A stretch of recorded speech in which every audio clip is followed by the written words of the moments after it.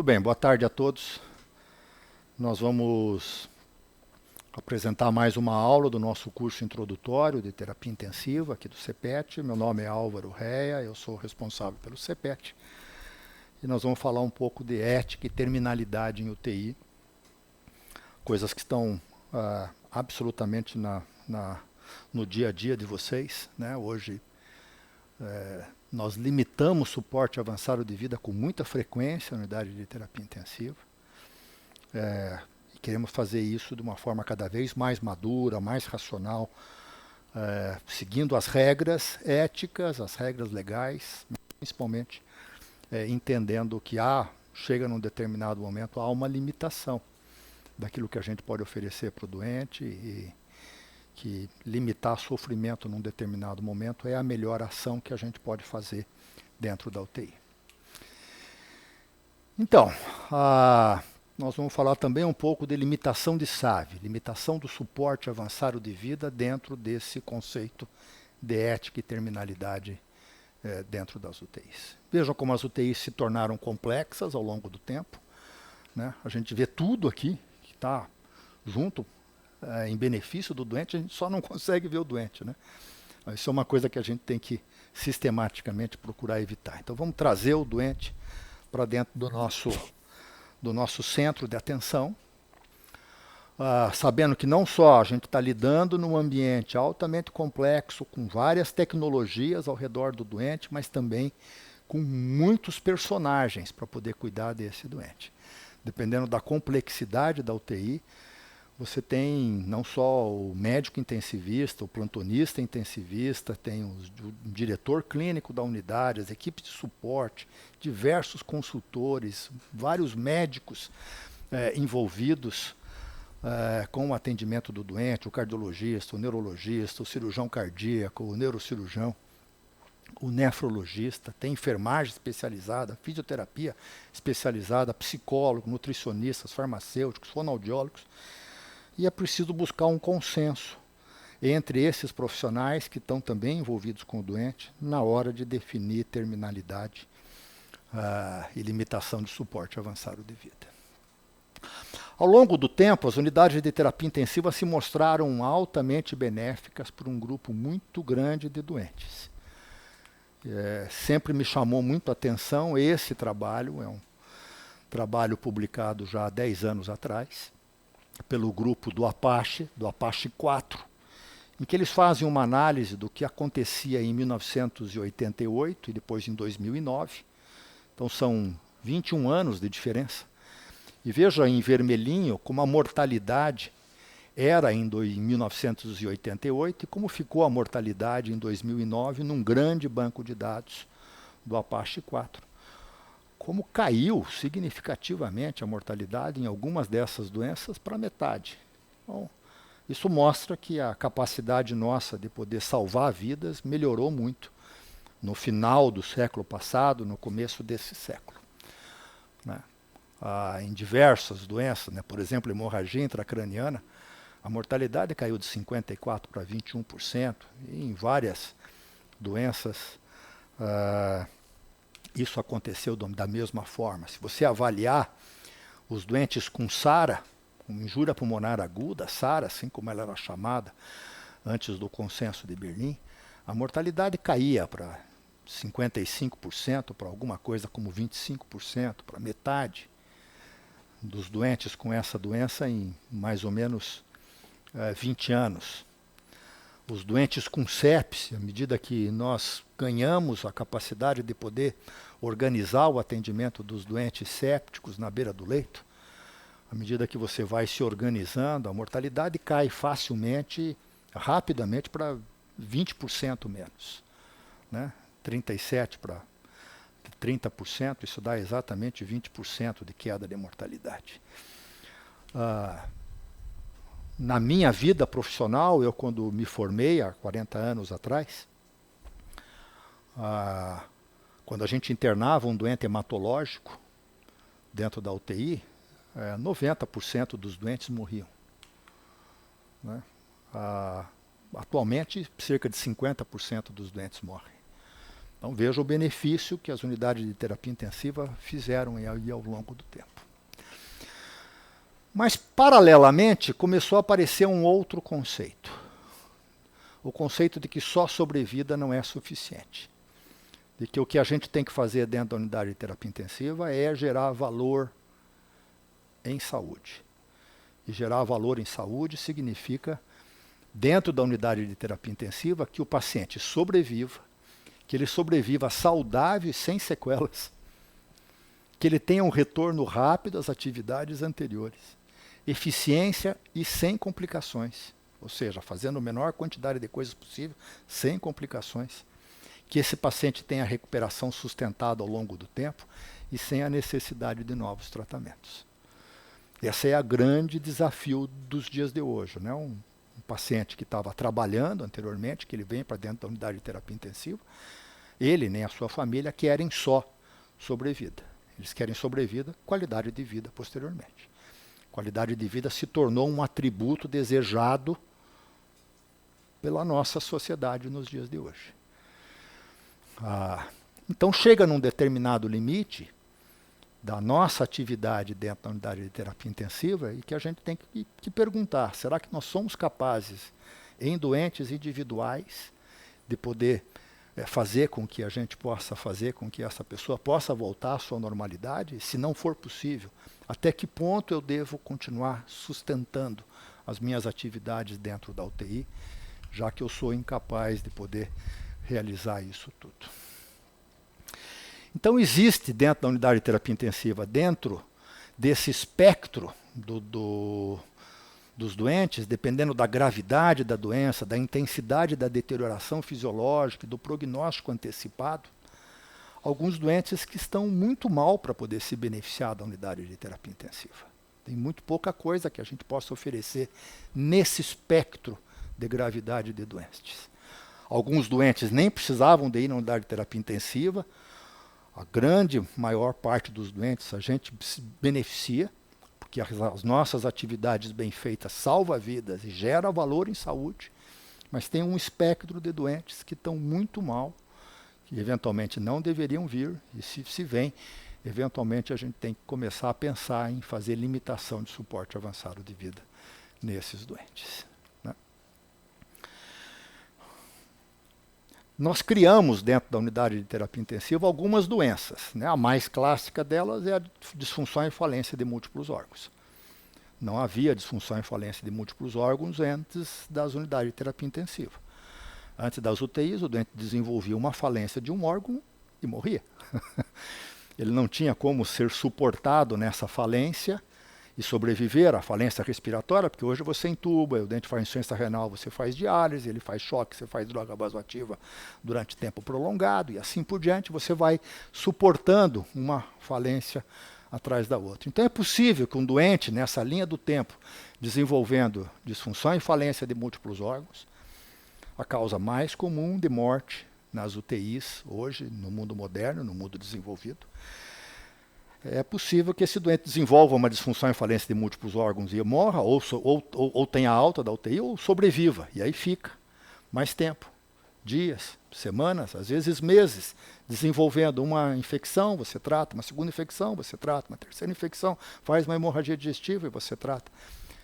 E por aí afora, quando você vê, você está na frente de um doente crítico crônico, com várias sequelas e com baixa probabilidade não só de sobreviver, como de ter qualidade de vida adequada, principalmente se esse doente tiver doença neurológica significativa.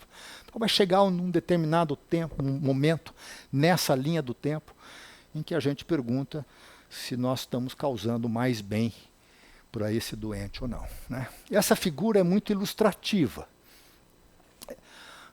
Quando a gente tem um doente que interna na unidade de terapia intensiva, a gente tem que imaginar que ele vai entrar num contínuo de lesão, de injúria e reparo. Um contínuo de injúria e reparo.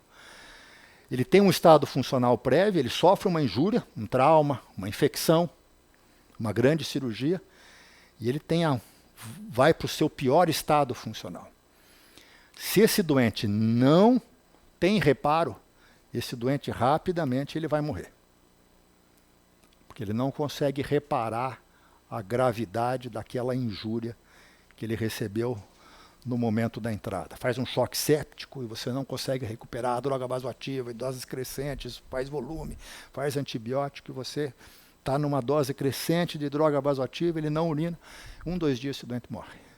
Ou um doente grave, traumatizado. Alguns doentes podem fazer um reparo pequeno, mas é um reparo que não é funcional. Você não tira a droga vasoativa, função renal não volta, ele fica em diálise crônica. Você não consegue estubar e tirar esse doente da ventilação mecânica. Ele fez um reparo, ele não morreu, mas é um reparo não funcional. Quantos doentes desses vocês não têm dentro da UTI? Eventualmente, se esse reparo for um pouquinho melhor, ele tem um reparo funcional. Esse doente, eventualmente, você consegue estubar, tirar do ventilador e ele pode ir para o quarto. Mas ele vai para o quarto ainda com várias disfunções, polineuropatia do doente crítico, não tem habilidade cognitiva completa e assim por diante. O grande trunfo é a gente gerar reparo pleno. Aquele doente que volta à sua atividade, você gerou saúde para esse doente completa. Esse doente aqui, ó, o do reparo não funcional, é o doente problemático, que eventualmente a gente tem que tomar uma decisão se eu continuo ainda suportando vida para esse doente.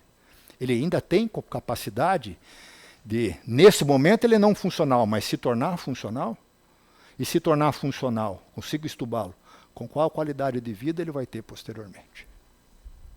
Ok? Esse é um contínuo de injúria e reparo que a gente tem que estar sempre na cabeça.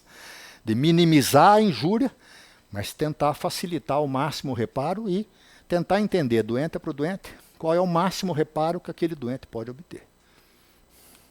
Tanto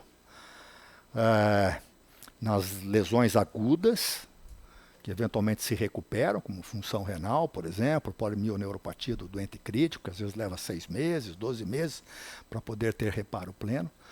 E algumas vezes você não tem, é um doente que teve uma lesão neurológica grave, ele no máximo vai ficar com um estado de consciência mínimo, por exemplo. Então, chega num determinado momento que a unidade de terapia intensiva parece que está causando disfunção para esse doente e causando coisas ruins. E por isso nós viemos ao longo do tempo tentando entender de que chega num determinado momento em que a gente tem que fazer uma transição de cuidados. Sair do cuidado curativo e entrar no cuidado paliativo. Né? Entrando numa fase, essa fase, ela quase nunca ela é abrupta, ela é progressiva. Você começa a discutir com a família, começa a família também a tomar consciência da falta de futilidade do tratamento, ou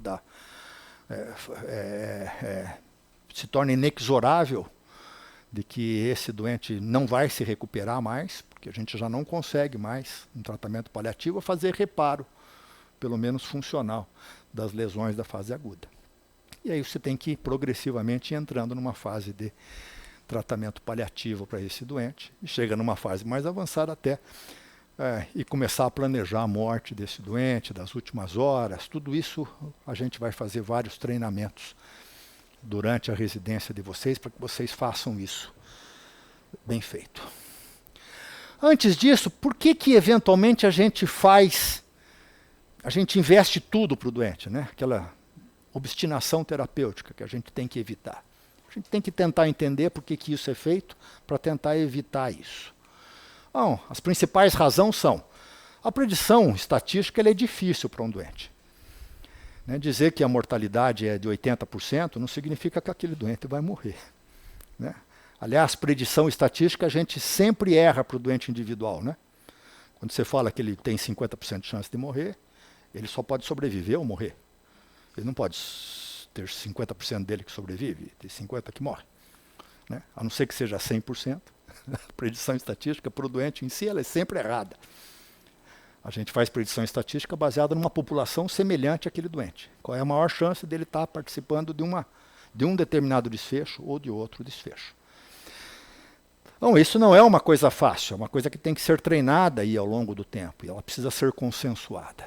Segundo, existe uma crença moderna de que todo problema tem uma solução, que frequentemente é técnica ou tecnológica. E vocês vão ser desafiados frequentemente pela família. Né? Dizer, mas e daí? Não tem outra coisa que a gente pode fazer? Se tivesse num outro lugar, não teria alguma chance de ser feito? Não teve alguma coisa que não foi feita certa que teria chance? Então, né, existe um imperativo tecnológico que vocês vão ter que estar sempre, de alguma forma, lidando com isso na beira do leito. E, por outro lado, eu vou mostrar para vocês que é importante deixar a família tranquila de que tudo que poderia ser feito, foi feito. Né? É assim que, de um modo geral, se gera consenso. É claro que vocês também só vão fazer isso se tudo que pudesse ser feito foi realmente feito. Né? Ninguém aqui enrola a família, isso não, obviamente não faz parte de um bom profissional. O temor do erro profissional, a gente está sempre tentando evitar, será que eu limitar agora isso não vai ser um erro? Então é uma coisa que daí é centrada em você. E por último, o mais, talvez, todos eles são ruins, mas esse aqui o mais execrável, de que você deixar um doente eventualmente muito tempo, principalmente em locais onde há cobrança por serviços, eventualmente, você sempre quer fazer uma coisa a mais, quer levar para uma cirurgia, quer fazer um último procedimento, quer fazer um... E a gente também tem que evitar isso. Né? Isso não pode entrar na tomada de decisão, principalmente nesses doentes críticos crônicos. Então, dentro disso se criou essa ideia, já antiga, mas muito presente dentro das unidades de terapia intensiva, que nós temos que evitar a distanásia, né, obsessivamente, que é definida como morte lenta, com ansiedade, dor e muito sofrimento. Ou seja, ela é causada, de um modo geral, por atitudes médicas que, visando salvar a vida de um paciente terminal, a obstinação terapêutica, submete-o a um grande sofrimento prolongado, prolongando o processo de morrer, mas não a vida. Então chega num determinado momento que o que a gente está fazendo, na verdade, é prolongando a morte e não prolongando a vida. Né? Já que o ato de morrer, ele algumas vezes ele é súbito, mas frequentemente ele é progressivo. E chega num determinado momento que ele se tornou indelével, ele vai acontecer. E aí chega nesse momento, se você identifica isso, prolongar isso só aumenta a ansiedade, dor e sofrimento. O desenvolvimento tecnológico associado ao medo do erro médico, a processos ético-legais, tem levado ao médico, então, à prática da distanásia e nós vamos tentar evitar isso rotineiramente. Com 2 grandes princípios éticos. Mais difícil falar do que fazer, mas que tem que estar sempre na cabeça de vocês. Eu tenho que salvar o paciente salvável, mas permitir uma morte digna para aquele doente que não é mais salvável. Ok? Então, o que é um paciente em condição terminal? Ele é considerado um paciente terminal numa condição quando a sua doença, independente das medidas terapêuticas adotadas, vai evoluir inexoravelmente para a morte. Também não é difícil de definir isso. A irreversibilidade da doença ela é definida de forma consensual pela equipe médica. Por isso que eu mostrei aquele slide da complexidade, né? Quando você está numa UTI, no qual você é o único médico,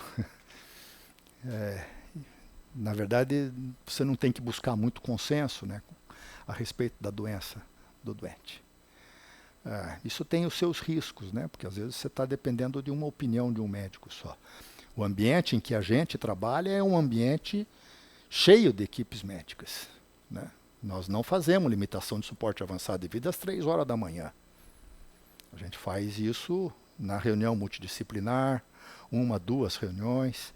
A gente precisa de ouvir o coordenador da unidade de terapia intensiva, o intensivista, o residente, o médico plantonista, os médicos assistentes. Precisa de haver um consenso, porque esse consenso tem que ir para o prontuário, de uma forma absolutamente transparente, baseada em dados objetivos e alguns subjetivos. Né? A gente não um doente com uma hemorragia intracraniana volumosa, ele tem dados muito objetivos que possivelmente aquele doente vai sobreviver, só se sobreviver, com sequelas muito graves. Mas isso também depende também da experiência prévia. Ele é estabelecido esse diagnóstico, os cuidados paliativos constituem o objetivo principal da assistência ao paciente. Primeiro, esse doente tem que ser definido de que ele é terminal. Aí você vai buscar o consenso com a família. Mas se não houver consenso com a equipe médica, você não vai abrir isso com a família. Né? Tomem cuidado, não é a família que define que o cuidado vai ser paliativo. Né? Se o doente tiver uma chance, e tiver uma chance boa, a família escolhendo isso, pode ser que a família esteja querendo se livrar do doente, que não pode, vocês não podem cair nessa. Então, o doente tem que estar numa situação terminal e a família concordar com esse estado terminal do doente e com limitação do suporte de vida. Okay? A partir daí, você estabelece cuidados paliativos com controle da dor, demais sintomas mediante prevenção, alívio físico, psicológico, social, espiritual, que visa você diminuir repercussões negativas da doença sobre o bem-estar da doença. A gente não abandona o tratamento, deixa de fazer o tratamento curativo, o antibiótico, a droga vasoativa, a diálise, né? Mas continua ainda, se o doente eventualmente tem dor, se ele tem sensações, se ele precisa ainda de ser, eventualmente precisa de ser sedado, né? Pequenos tratamentos, ajustes hidroeletrolíticos, pequenos tratamentos de infecção, às vezes o doente faz uma celulite ao redor da traqueostomia, não tem por que não fazer um antibiótico para poder tratar a celulite, porque isso vai dar conforto para o doente. Então, dieta a gente continua mantendo para o doente, tem uma série de coisas que depende também do tempo, né, em que esse cuidado paliativo vai durar. Isso está absolutamente hoje sustentado com bases éticas. A primeira tentativa de sustentação de base ética foi de uma resolução inicial do Conselho Federal de Medicina em 2006, então 16 anos atrás. Isso durou mais ou menos uns 6 meses e já logo foi obstruído por uma justiça, por um juiz federal em Brasília. Porque ainda não fazia parte do nosso Código de Ética Médica. Era só uma resolução do Conselho Federal de Medicina. Se tornou parte mesmo do nosso Código de Ética Médica em 2009, no artigo 41, em que daí então é permitido que você abrevie a vida de um paciente. Que é proibido você abreviar, aqui não está o capítulo anterior, abreviar a vida de um paciente, ainda que a pedido dele ou do seu representante legal. Mas, nos casos de doença incurável, terminal, então por isso que tem que ser definida a situação terminal do doente, deve o médico oferecer todos os cuidados paliativos disponíveis, sem empreender ações diagnósticas ou terapêuticas inúteis ou obstinadas, levando sempre em consideração a vontade expressa do paciente ou na sua impossibilidade do seu representante legal, ou seja, consensuado com a família.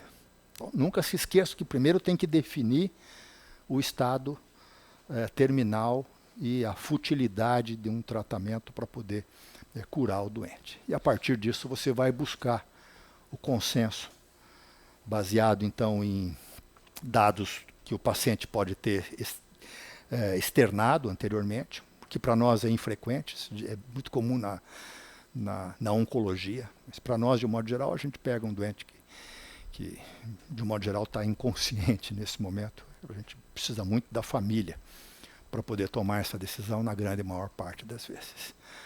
Em 2012, depois, veio as disposições para poder definir as diretivas antecipadas, né, que são o paciente poder externar antecipadamente: olha, se eu precisar de ser entubado, eu não quero ser entubado. Se eu precisar de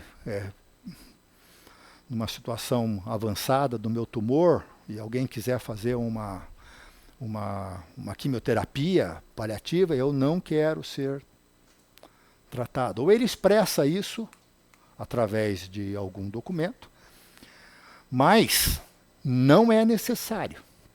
Está claro na resolução em 2012 de que o médico tem fé pública.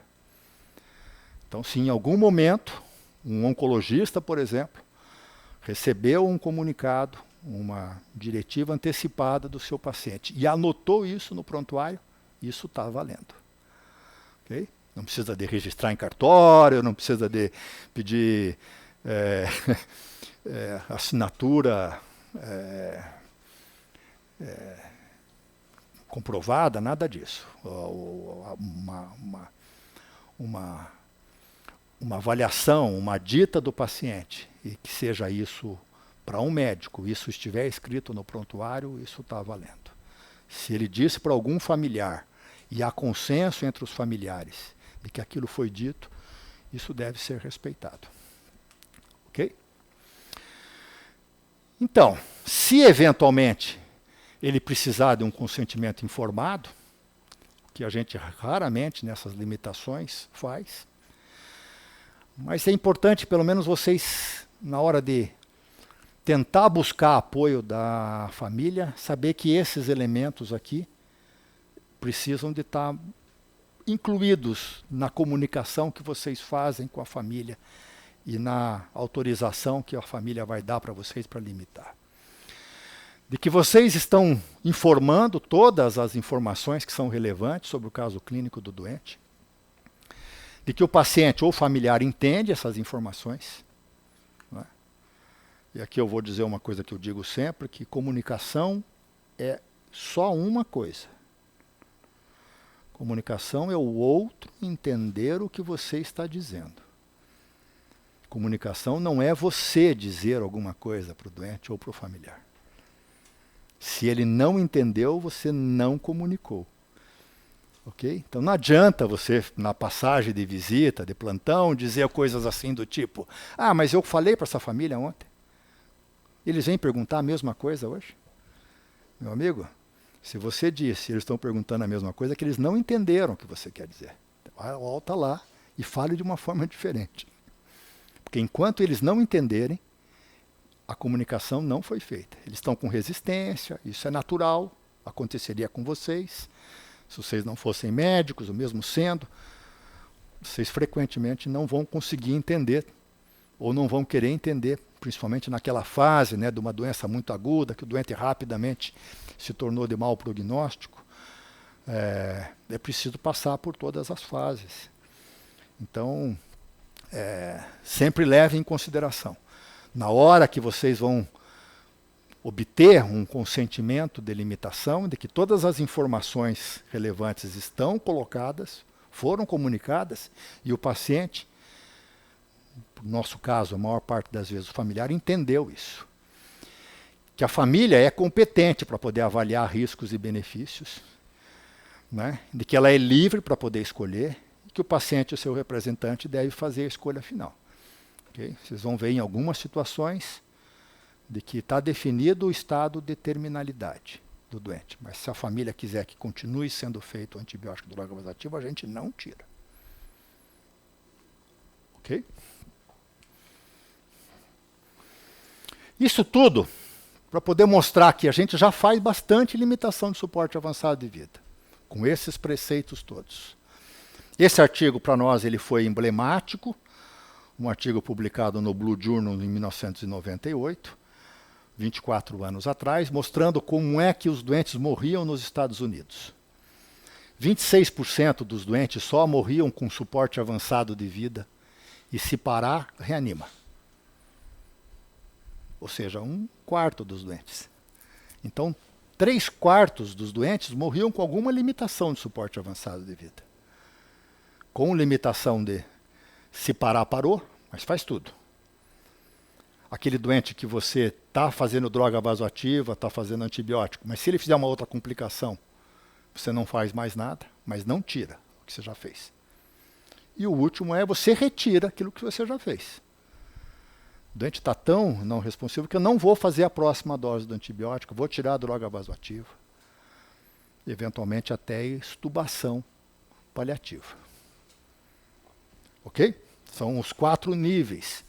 Com esse estudo aqui, que teve esses resultados, nós fizemos o nosso SAV. O SAV A, B, C, D e E que vocês usam hoje foi desenvolvido aqui no CEPET. Não está publicado em nenhum lugar.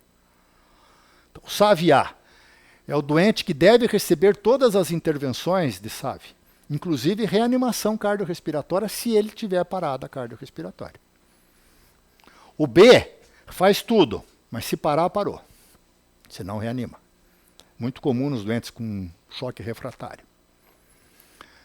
SAVI-C. Continua recebendo todas as intervenções de SAVI já iniciadas, mas você não inicia novas. Ok? É muito comum nos doentes críticos crônicos. Ele já teve 3 pneumonias, já tratei as 3, essa vai ser a última. Se ele fizer mais uma, a gente não vai tratar. Tudo consensuado com a família. E o SAVI-D, é aquele doente que tem lesão grave, geralmente é recuperado, doente neurológico grave, e que aqui esse doente você... não, acho que a sequela vai ser muito grave, a qualidade de vida é muito ruim, eu vou retirar o antibiótico.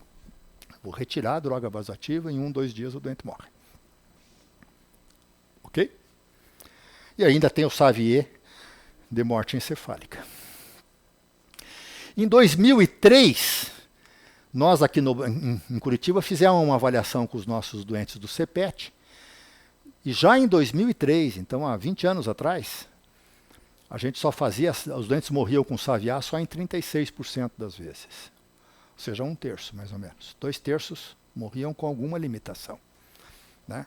A limitação mais infrequente nossa era o SAVI-D. Isso em 2003. E agora nós enviamos para publicação na PLOS ONE, ainda está submetido, o trabalho já faz 3 semanas. Eles ainda não deram resposta se vão aceitar, mas de 2017 a 2019, 31 mil doentes nossos aqui do CPET, com algumas poucas inclusões, 28 mil doentes.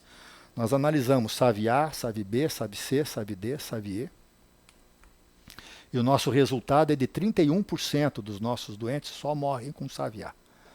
Ou seja, 70% dos doentes que vocês atendem, que vão morrer nas mãos de vocês, nas nossas UTIs, 70% morrem com alguma limitação de suporte avançado de vida.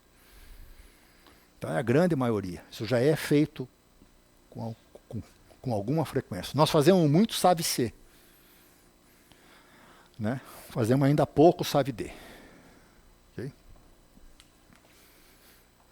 E está nessa mesma publicação de como é que os médicos aqui em Curitiba, os nossos médicos, 46 médicos que responderam a um questionário, e que eles se sentem relativamente confortáveis em aplicar a classificação SAVI. Nós queremos com isso, de alguma forma, internacionalizar a nossa classificação SAVI-A, B, C, D e E, que a gente faz aqui. Né? Existem poucas razões para apreensão.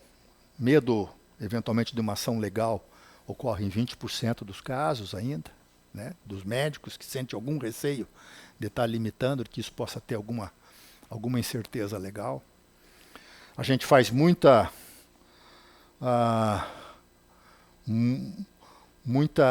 retirada ou não inicia a reanimação cardiorrespiratória, mas a gente suspende muita hemodiálise, tira catéter, para de fazer controle de glicemia frequentemente, suspende antibiótico em 60% das vezes. Espero logo que a gente tenha isso publicado para poder mostrar isso para vocês com mais detalhes. No mundo, há 15 anos atrás, Estados Unidos é quem envolve muita família, mas a Itália só envolve a família em 58% das vezes. Né? O mundo mais latino toma mais a decisão para si. O mundo mais anglo-saxônico, autonomia do doente. Né? Nós estamos muito mais envolvidos hoje com princípios éticos mais anglo-saxônicos. Nós éramos muito assim. Eu me formei tomando as decisões sozinha na beira do leito. Mas nos últimos 15, 20 anos a gente faz decisões só consensuadas com a família. Mas percebam que isso não é universal. Né? Então, leve em consideração na hora de negar ou retirar suporte avançado de vida, que é o C e o D. Primeiro, concilie a pequena chance de sucesso com morte digna. Okay? Não é dicotômico essa história, ela é analógica, ela vai crescendo. Chega num determinado momento e diz assim, acho que agora já não dá mais.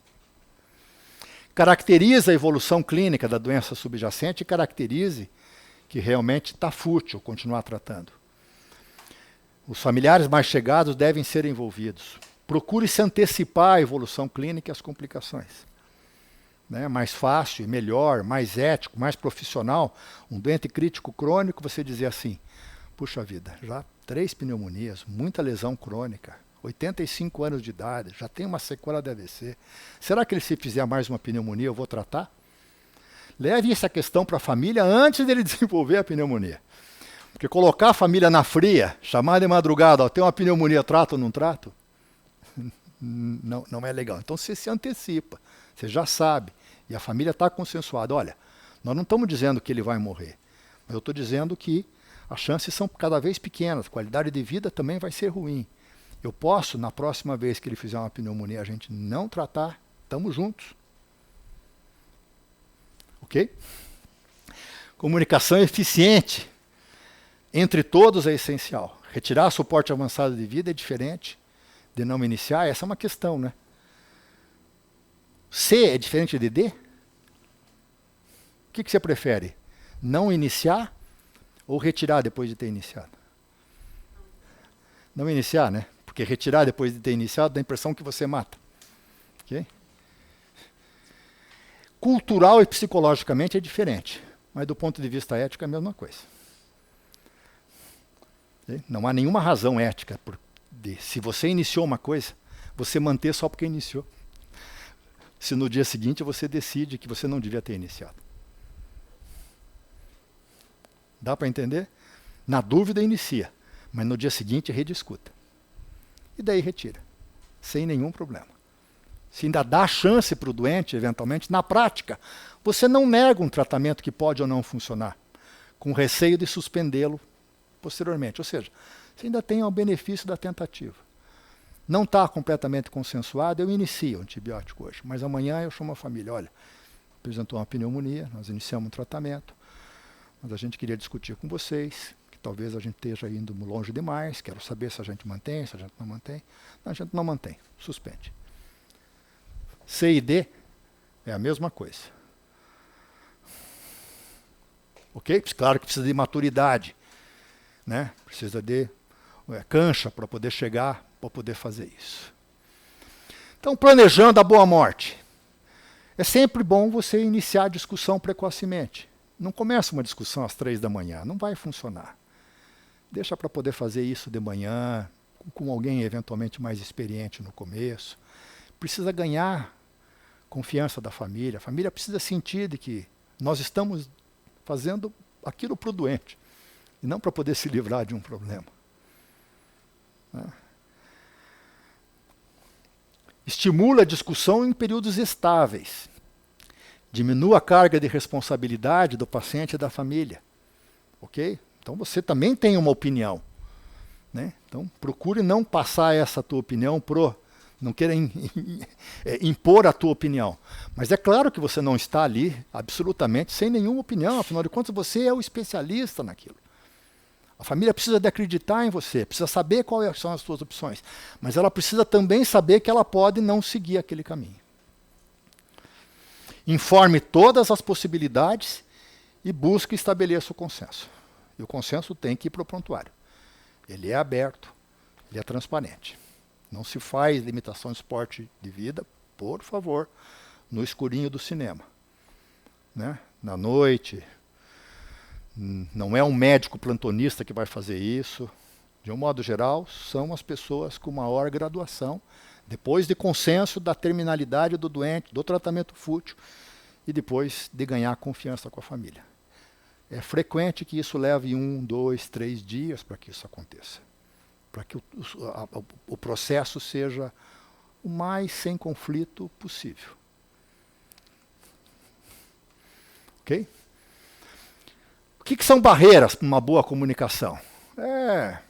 Atitudes corporais agressivas para o doente, o cara desarrumado, avental torto. Né? É preciso levar o doente, a família, para um lugar tranquilo. Eles precisam de entender de que você é um advogado em benefício do paciente. Não vá com ideias pré-concebidas, mas com uma opinião a respeito do doente. Não são as tuas crenças. É a condição clínica do doente. Lembra do grau de escolaridade, procura você ir para o grau de escolaridade do familiar, né?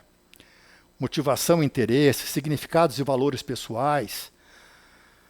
Tudo isso aqui precisa ser minimizado. Você não tem um interesse em abrir uma vaga ou coisa parecida, né? Os teus valores são valores teus. Procure valorizar os valores da família, né?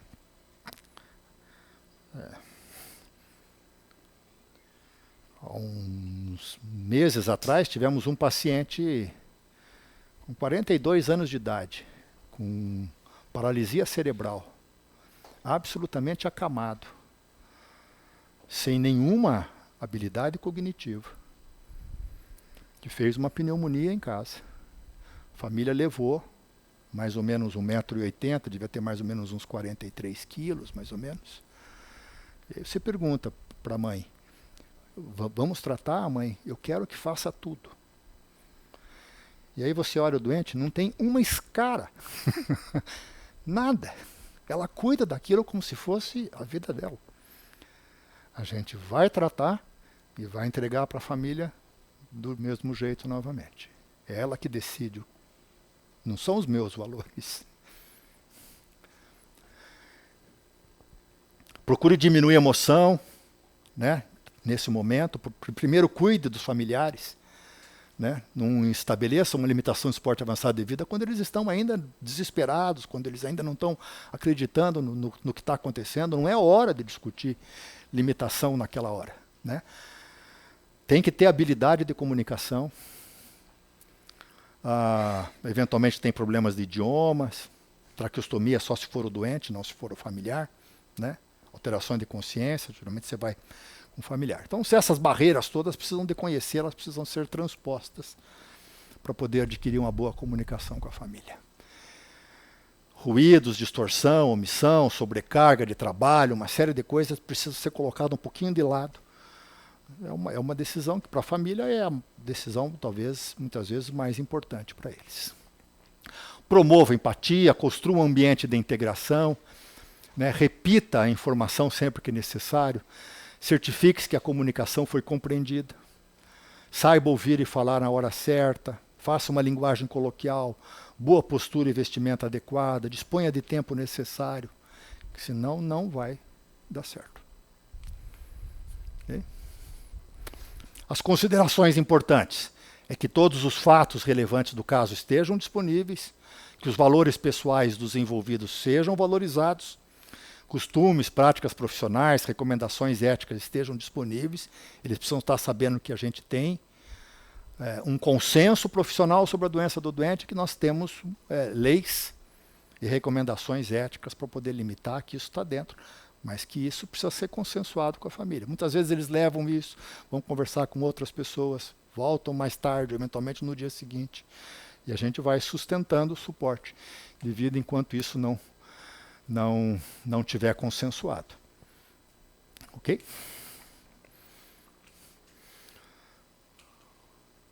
Então é facilitado esse consenso quando o diagnóstico é seguro, quando você tem lá uma tomografia que mostra uma catástrofe intracraniana, quando a evolução clínica é conhecida, quando todos os esforços possíveis foram e estão sendo feitos e que todas as informações necessárias são conhecidas e compreendidas.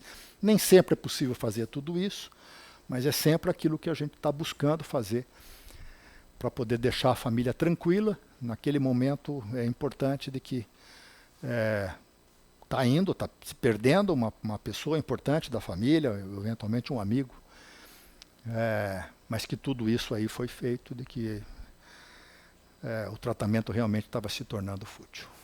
Ok?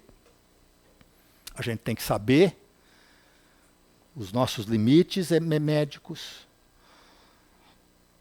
todos os nossos conceitos éticos, eles estão bem incorporados por todos nós, e nós temos amparo legal para poder fazer isso, desde que feito de uma forma clara e transparente. Ok?